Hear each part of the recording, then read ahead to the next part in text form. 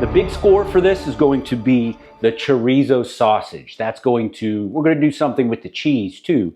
The chorizo is going to add that Mexican traditional flavor to it, and that red sausage popping, some of that fatty grease, but it's gonna matter and be key to which sausage that you choose. This isn't your breakfast chorizo, extremely greasy, crumbly.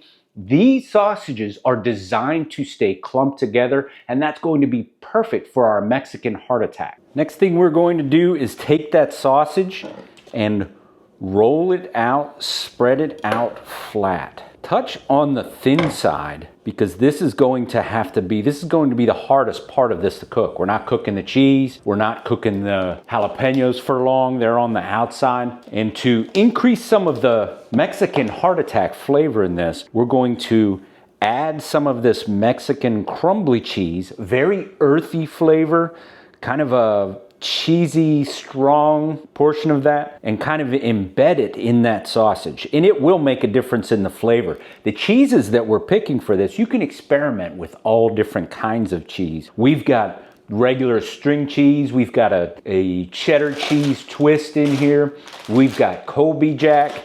We're going to go through several of them. We've even got, and I'm probably going to butcher this, but that Oaxaca Mexican melting cheese. We're going to string some of that out and put that inside here. First one we're doing here, I'm going to do a Colby Jack first. One of my favorite cheeses, great melting cheese. This will become the core of our Mexican heart attack. Spread that around, envelop it in the chorizo, closing off both ends. Then we're going to take, and you'll notice these massive jalapenos. We did go to the store. We grow jalapenos in our garden, but we don't get them this big. They know how to grow them down south and in southwest there. They've got to be this size, this large portion, because it's going to envelop our inner portion that we've made here. It's going to rest inside that. So now we have to core this out. Up. And I'll tell you this is a quick tip. If you can't stand that heat on your hands, take a little bit of olive oil, pour that onto your hands, rub that in, and it'll create a barrier for that capsaicin oil that's on these peppers. You won't be feeling this the next day with that heat when you get into the shower and the pores opening up. And if you like them hotter, many of you do, leave more of that in. If you're cooking for a larger crowd in an hors d'oeuvres type scenario, not everyone likes all that heat.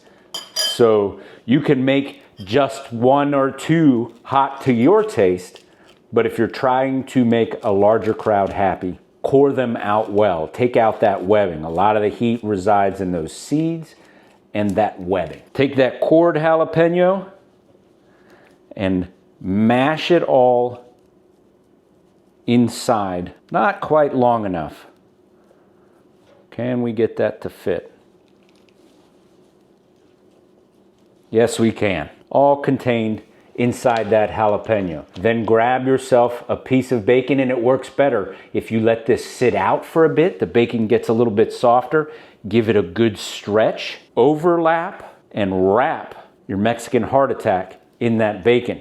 It's gonna take more than one piece, and wrap. There, we've got one Mexican heart attack that will transfer over. This twisty cheese should be really interesting in there. Really curious how that's gonna come out. And experimenting with your cheeses will be interesting for you. Number one, you're getting your favorite flavor. Number two, how it melts, how it presents will be interesting. This one's going to take, we were worried about the size of this one. This one is actually going to take a second jalapeno.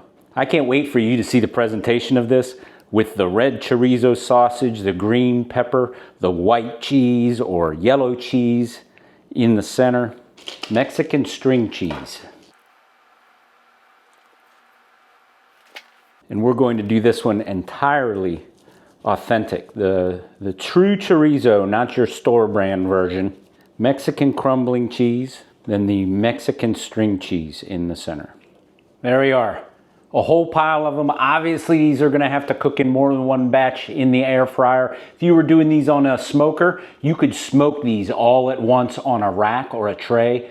Pellet smoker, wood smoker, stick burner, you name it, that would be amazing. Next thing we want to do is sprinkle just a little bit. We gotta watch our salt content on this, but this adds just a nice little bit of texture and color. We chose the chorizo seasoning because that's the authentic Mexican flavor that we are after. Depending on the size of your air fryer, it's going to determine it's a slower cook inside the air fryer because this is so thick. So we drop that temperature down to around 380. Depending on your model, your air fryer, you may have to tinker with the time temp, but 380 for 12 to 15 minutes. We'll look at it halfway. We'll drizzle a little bit of hot honey there right on the tail end, then pull those out and plate them up in an hors d'oeuvre format for people to eat.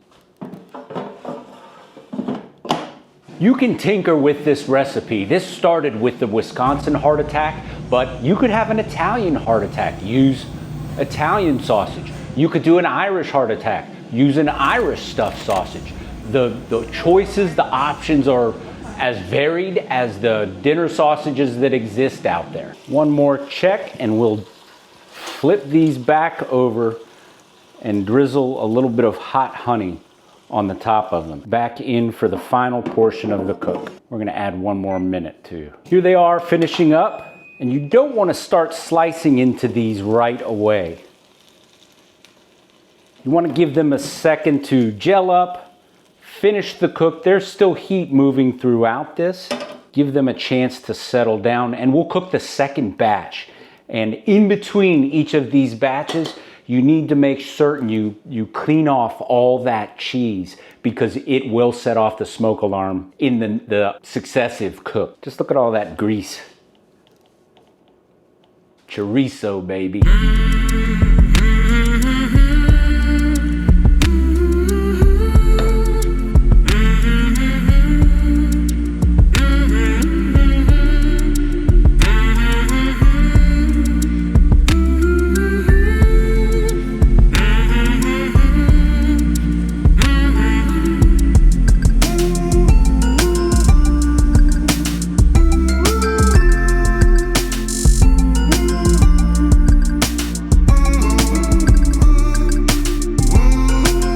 If you're a jalapeno popper fan like me, you'd really like this video.